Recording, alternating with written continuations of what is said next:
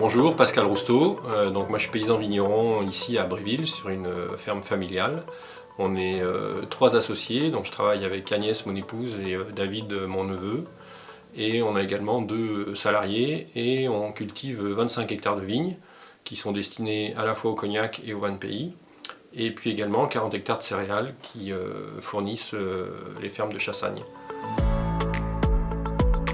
Donc on est à Bréville, on est donc dans le bassin viticole Cognac, en Charente. C'est un gros bassin viticole au niveau national, on représente aujourd'hui un peu plus de 80 000 hectares de vignes. Et donc ça a un gros impact environnemental sur notre quotidien. Et donc ça me semble indispensable en 2022 de faire encore plus attention à nos pratiques et d'essayer d'employer le moins de produits possible. Et donc nous, c'est dans ce sens-là où, dans les années 2000, donc un peu avant, on a décidé de passer en bio pour s'affranchir de tout produit chimique. On est très content de ce choix, on y arrive, on produit. En moyenne, on est entre 8 et 10 hectolitres d'alcool pur à l'hectare, ce qui est pas nul pour la région. La moyenne régionale se situe entre 10 et 12, on va dire, mais plus près de 10 que de 12. Donc on est plutôt content de notre choix.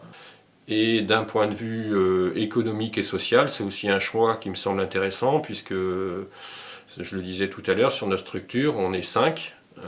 Sur une structure équivalente en conventionnel, ils vont être moitié moins.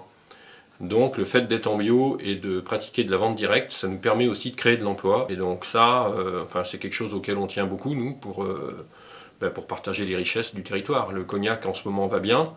Je pense que c'est de la responsabilité des viticulteurs, qui sont les premiers acteurs, de partager cette richesse avec les gens qui habitent sur le territoire.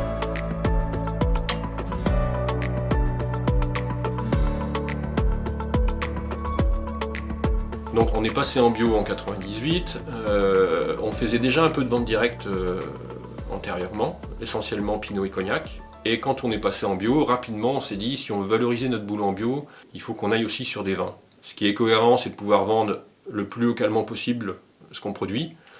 Et le cognac, finalement, on en consomme assez peu localement.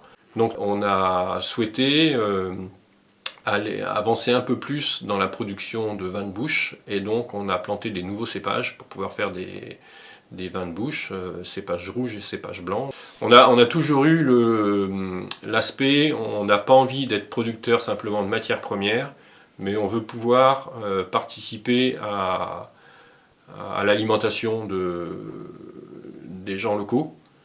Et donc on veut pouvoir être capable de pousser le produit au maximum pour pouvoir être complètement en interface avec le consommateur final. Ça, c'est quelque chose qui nous motive toujours. Voilà, on préfère, plutôt que d'avoir un gros rendement, on préfère avoir un rendement plus faible, mais aller jusqu'au bout du produit et pouvoir le proposer au consommateur. Et finalement, économiquement, on s'y retrouve, puisque quand on fait ça, en fait, on a la marge à chaque échelon. Et ça nous permet économiquement de s'en sortir avec moins de volume.